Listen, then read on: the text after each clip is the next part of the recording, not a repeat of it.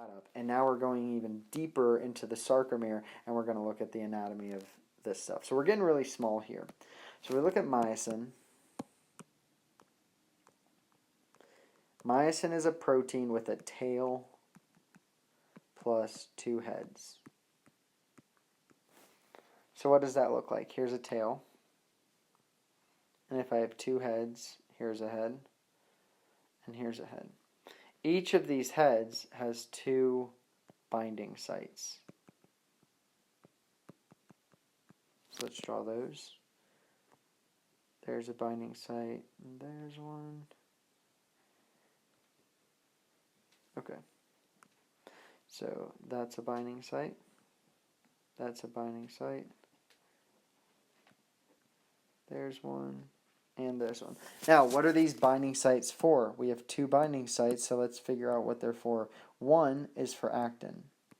So we need this interaction of myosin and actin. They need to bind together so we can get the pulling of the thin myofilaments from towards the M line.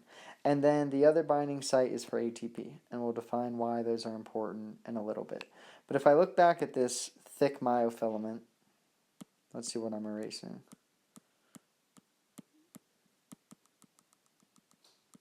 All that. If I look at this thick myofilament, I have tons of tails. So these are all tails going in all different directions. And each one of these tails has two heads. So a head, for that. A head, head, heads. So all these different myosin proteins have all these different heads that are ready to grip and grab onto these thin myofilaments. Alright, so that is our myosin chain. So we have tons of myosin chains or myosin proteins, all with one. Each of these myosin proteins has a tail with two heads, and we see these two active sites. All we're doing right now is going over anatomy. We haven't done any physiology. We haven't talked about how these things work yet. So I want to do the thin myofilament next, and then we can talk about how these things interact to get muscle contraction. So we do thin.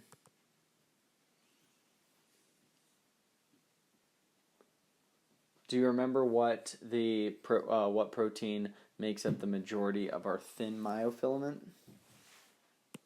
That's our protein actin. So here's our actin. And actin has a binding site for myosin. So this is the myosin binding site right there. But it's not always exposed. So we have this thing called the troponin-tropomyosin complex. That's going to be covering this thing typically. So what is that made up of? I'll write it all out.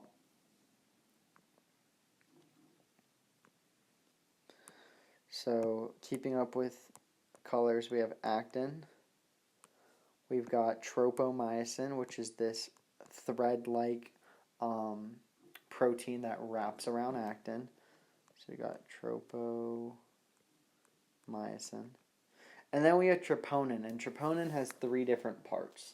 So we have troponin, let's do, since we're purple, let's keep troponin-T.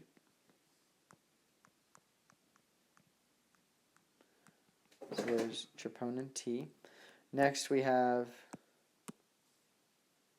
let me erase this.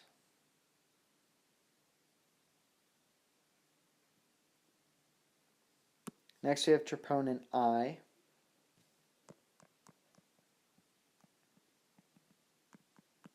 And then we also have Troponin-C.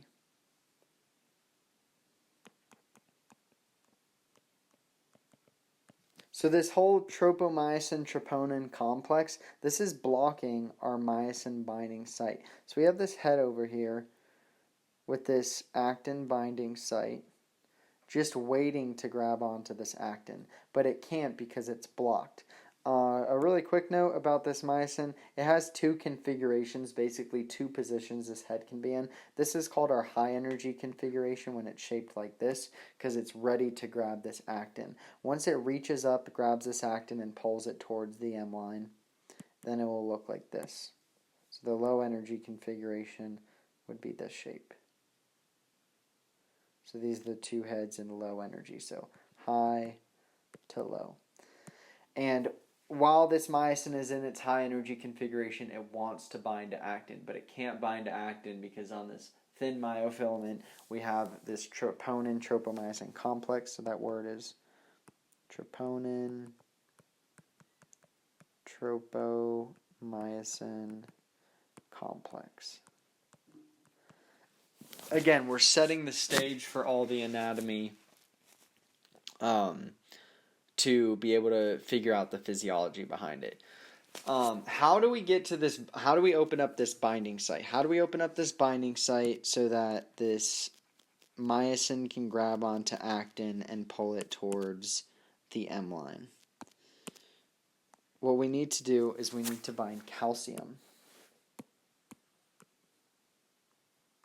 Calcium is going to bind to troponin-C, so I'll have it bind to this red part. So when calcium binds to troponin-C, troponin-I lets go of actin. So we have this unit down here, this thing. So let me draw.